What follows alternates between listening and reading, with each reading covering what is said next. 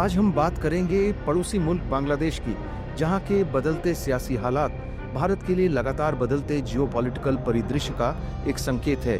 आज हम आपको इसी बांग्लादेश में खेले जा रहे एक खतरनाक खेल की इनसाइड स्टोरी से रूबरू करवाएंगे, जिसे डीप स्टेट और पाकिस्तान की इंटर सर्विसेज इंटेलिजेंस मिलकर खेल रही है। आखिर ये खेल क्या है, कौन कौन इसके किरदार या यूं कहें इसके मोहरे हैं? क्या इस खेल का मकसद भारत को डिस्टेबलाइज करना है? आखिर बांग्लादेश जैसा एक छोटा सा मुल्क बार बार भारत को क्यों उकसा रहा है, क्यों धमकी दे रहा है? इस पूरे खेल में आखिर माँ दुर्गे और कुरान शरीफ का जिक्र क्यों आ रहा है? साथ ही बांग्लादेश में हो रहे इन डेवलपमेंट्स का क्या असर भारत पर पड़ सकता है और भारत का रिएक्शन क्या होना चाहिए? इन सारे सवालों के जवाब तलाशने के साथ ही हम बांग्लादेश के मौजूदा हालात की तह तलाशने की कोशिश भी करेंगे अपनी इस रिपोर्ट के जरिए। आज हम आपको बांग्लादेश में खेले जा रहे इसी खतरनाक खेल की इनसाइड स्टोरी से रूबरू कराएंगे, जिसे डीप स्टेट और पाकिस्तान की बदनाम खुफिया एजेंसी आईएसआई मिलकर अंजाम दे रही है। सबसे पहले बात करते हैं बांग्लादेश में ऑपरेट कर रहे किरदारों के बारे में, जो अमेरिकन डीप स्टेट और पाकिस्तान की खुफिया एजेंसी आईएसआई के मोहरों के तौर पर काम कर रहे हैं। देखिए, जहां तक बांग्लादेश का सवाल है, आईएसआई और डीप स्टेट की बात करें तो बिल्कुल एक लंबा गेम प्लान है, क्योंकि ना डीप स्टेट ना आईएसआई ये चाहेगा कि भारत मजबूत हो, भारत के पड़ोसी राज्यों से, पड़ोसी देशों से अच्छे संबंध हो। डीप स्टेट 2009 यानी पिछले 15 सालों से यूनुस को बांग्लादेश की गद्दी पर काबिज करवाने की प्लानिंग कर रहा था, यूनुस-2 फॉर्मूला के तहत। यहां पर यूनुस-2 फॉर्मूला में -2 शेख हसीना और बीएनपी की लीडर बेगम खालिदा जिया के लिए कहा गया है। इसी कड़ी में बात करते हैं मोहरा नंबर 1 और बांग्लादेश के मौजूदा चीफ एडवाइजर मोहम्मद यूनुस के बारे में। इसमें कोई ढकी छुपी बात नहीं कि मोहम्मद यूनुस को बांग्लादेश की सत्ता पर अमेरिकन डीप स्टेट और पाकिस्तान की खुफिया एजेंसी आईएसआई के गठजोड़ ने काबिज करवाया। 2006 में यूनुस को ग्रामीण बैंक के जरिए गरीबों और कम आमदनी के लोगों के लिए बांग्लादेश की ग्रामीण बैंक के जरिए माइक्रो फाइनेंस का सिस्टम शुरू करने के लिए नोबेल प्राइज से नवाजा गया। हालांकि इसके बाद यूनुस पर बैंक के फंड्स को डाइवर्ट करने का भी आरोप लगा। इसके खिलाफ भ्रष्टाचार के मामले भी दर्ज किए गए। उस वक्त शेख हसीना बांग्लादेश की सत्ता में थी। इन आरोपों के बाद यूनुस ने देश छोड़ दिया और फ्रांस में जाकर रहने लगा। पूर्व अमेरिकी राष्ट्रपति बिल क्लिंटन और उनकी पत्नी और पूर्व US secretary of state Hillary Clinton से यूनुस के गहरे ताल्लुकात हैं। 2007-8 से ही मोहम्मद यूनुस क्लिंटन फाउंडेशन से जुड़ा हुआ है। क्लिंटन फाउंडेशन भी डीप स्टेट का ही एक हिस्सा है। कहा जाता है कि यूनुस ने ग्रामीण बैंक से ही फंड डाइवर्ट कर क्लिंटन फाउंडेशन को $5 मिलियन का डोनेशन दिया था। शायद यूनुस से इन्हीं गहरे रिश्तों की वजह से यूएस सेक्रेटरी ऑफ स्टेट रहते हिलरी क्लिंटन ने यूनुस के खिलाफ बांग्लादेश में चल रहे भ्रष्टाचार के मामलों को खत्म करने के लिए बांग्लादेश की सरकार पर दबाव भी डाला था।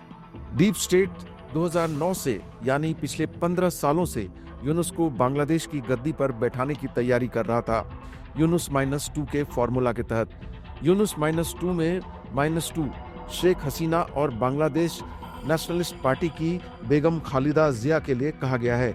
मतलब साफ है, डीप स्टेट शेख हसीना और बेगम खालिदा जिया को रास्ते से हटाना चाहता था, ताकि यूनुस का कोई तगड़ा राजनीतिक प्रतिद्वंदी जिंदा न रहे और वो आराम से सालों तक बांग्लादेश की सत्ता पर काबिज रहकर डीप स्टेट के इंटरेस्ट को सर्व करने के लिए उनके मुताबिक पॉलिसीज बनाता रहे और साथ में भारत के उत्तर पूर्व में इस्लामिक कट्टरपंथियों और आतंकियों को भेजकर उस इलाके में अशांति फैलाता रहे।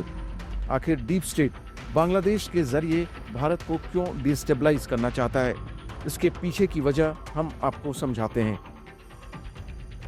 और क्योंकि बांग्लादेश के साथ संबंध अच्छे थे, शेख हसीना के टाइम जितने भी आतंकवादी संगठनों के वहां पर कैंप थे उनको नष्ट कर दिया गया, प्रमुख आतंकवादियों को भारत को हैंडओवर कर दिया गया और भारत और बांग्लादेश के अंदर ट्रेड बहुत फल फूल रहा था। ये सब कुछ ना डीप स्टेट को खुश कर रहा था और ना ही आईएसआई को। तो ये जो गेम प्लान है ये बिल्कुल लंबा है। भारत को चेक में रखने के लिए, भारत को कंट्रोल में रखने के लिए ये पूरा का पूरा खेल रचा गया है। दरअसल प्रधानमंत्री मोदी की राष्ट्रवादी सरकार डीप स्टेट के इंटरेस्ट को सर्व नहीं करती। उसकी मर्जी के खिलाफ रूस से तेल खरीदती है, स्ट्रैटेजिक ऑटोनॉमी की बात करती है। इसलिए डीप स्टेट भारत को अस्थिर करना चाहता है। वो भारत में रिजीम चेंज के लिए लगातार कोशिश कर रहा है। इसी वजह से वो बांग्लादेश के जरिए भारत के साथ मिलकर भारत को डिस्टेबलाइज करने की साजिश रच रहा है। डीप स्टेट इस्लामिक कट्टरपंथियों और आतंकियों के जरिए पूरी दुनिया में अस्थिरता और अशांति फैलाता रहा है। ISIS और अल-कायदा जैसे आतंकी संगठनों को अमेरिकन डीप स्टेट ने ही पैदा किया और आज भी सीरिया, ईरान, रूस, अफगानिस्तान जैसे देशों में इसका इस्तेमाल अपने इंटरेस्ट को सर्व करने के लिए कर रहा है। बांग्लादेश में भी ठीक उसी तरह से जमायत इस्लामी जैसे इस्लामिक कट्टरपंथी संगठन और हिजबुत तहरीर, हिफाजत इस्लाम और अंसारुल बांग्ला टीम का इस्तेमाल हिंदुओं के नरसंहार और उन पर हमला करने के लिए किया जा रहा है। डीप स्टेट की स्क्रिप्ट को मोहम्मद यूनुस अमली जामा पहना रहा है। मकसद साफ है, जब मारे जाने के डर से बांग्लादेश से हिंदुओं का पलायन भारत की ओर होगा, बांग्लादेश से लगी सीमा पर अशांति होगी, बांग्लादेश भारत से लगी सीमा पर ड्रोन्स और दूसरे हथियार तैनात करेगा तो भारत के लिए परेशानी खड़ी होगी। चाइना और पाकिस्तान के बाद बांग्लादेश के रूप में भारत के लिए एक तीसरा फ्रंट भी खुल जाएगा।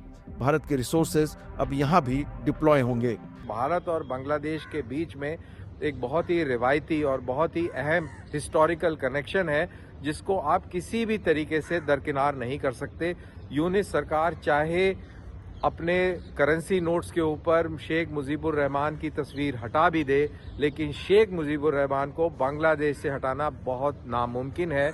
और यही चीज़ को ध्यान में रखते हुए बांग्लादेश को भी अपने कदम आगे उठाने चाहिए, भारत के प्रति दोस्ताना रवैया रखना चाहिए। दुनिया की सबसे तेजी से प्रगति करती अर्थव्यवस्था जो 5वें से तीसरे नंबर की अर्थव्यवस्था बनने की ओर बढ़ रही है, उसकी रफ्तार इन नई समस्याओं की वजह से धीमी हो जाएगी। मणिपुर और जम्मू कश्मीर जैसे घरेलू मुद्दों को सुलझाने में जुटे भारत के विकास को रोकने के लिए डीप स्टेट ने ये चाल चली है, जिसमें ISI उसका साथ दे रही है। चंद दिनों पहले डीप स्टेट का regime change expert US assistant secretary of state central और south Asia Donald Lu Bharat में था। माना जाता है कि डोनाल्ड लू का ये दौरा भी कहीं न कहीं भारत को डिस्टेबलाइज करने के लिए रची जा रही डीप स्टेट की साजिश का ही एक हिस्सा था। डोनाल्ड लू को बांग्लादेश और पाकिस्तान में रिजीम चेंज का आर्किटेक्ट माना जाता है।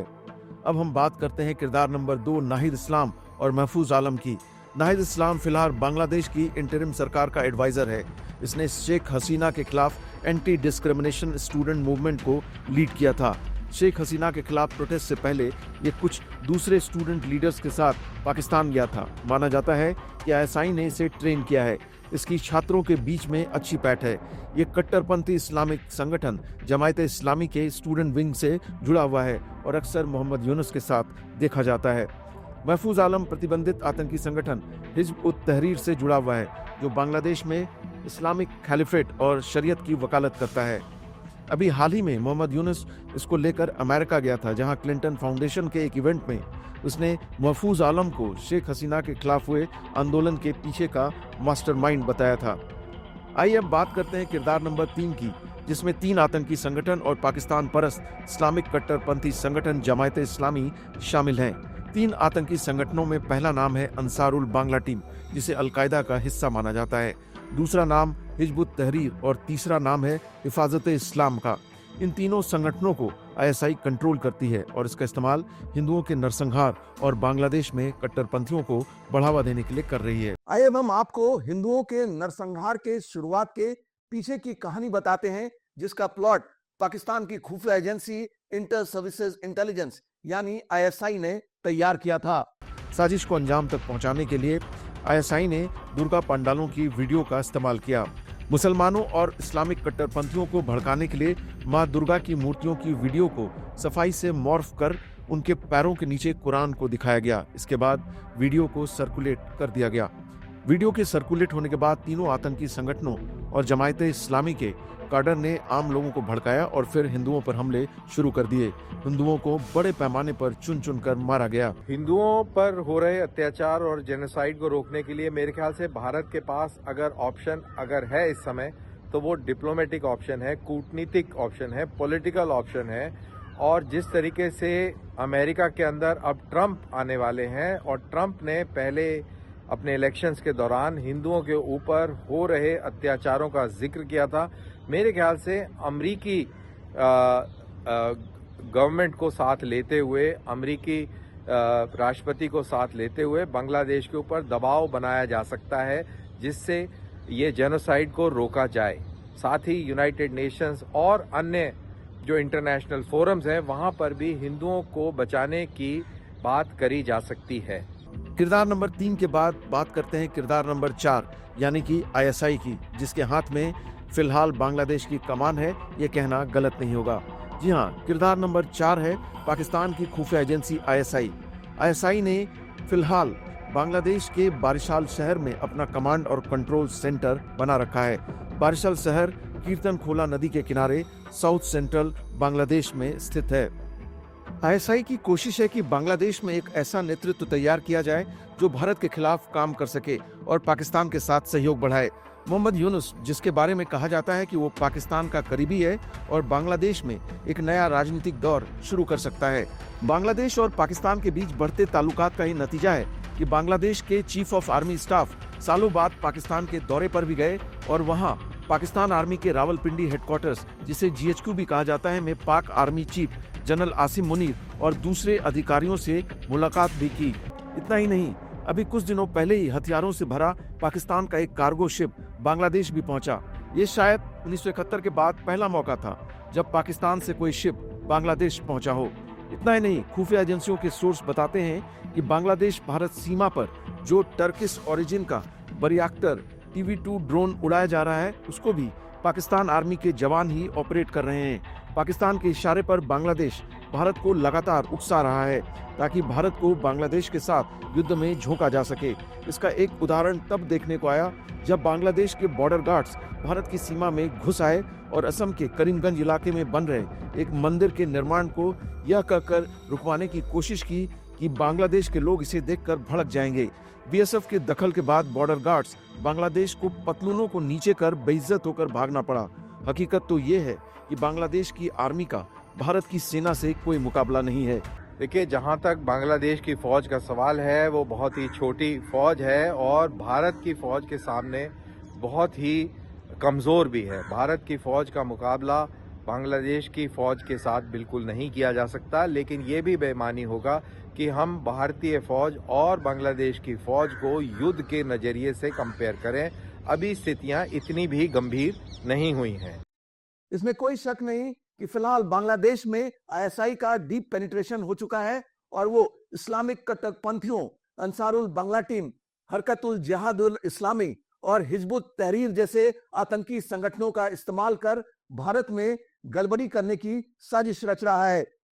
तो क्या भारत को बांग्लादेश के इस उकसावे से निपटने के लिए सैन्य कार्रवाई के विकल्प पर विचार करना चाहिए? मेरे ख्याल से अभी ये समय नहीं आया है कि भारत को कोई सी मिलिट्री ऑप्शन को तलाशना चाहिए। बांग्लादेश के अंदर जो भी परिस्थितियां हैं, लेकिन मिलिट्री ऑप्शन वाली परिस्थिति अभी उत्पन्न नहीं हुई है।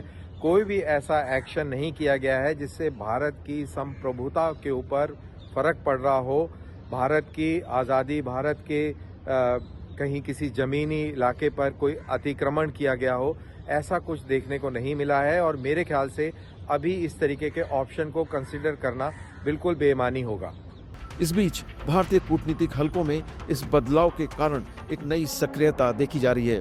इन हालातों के बीच भारत ने बांग्लादेश के साथ संवाद बनाए रखने की कोशिश के तौर पर कुछ दिनों पहले अपने फॉरेन सेक्रेटरी विक्रम मिस्री को बांग्लादेश भी भेजा ताकि क्षेत्रीय सुरक्षा और स्थिरता बनाए रखी जा सके।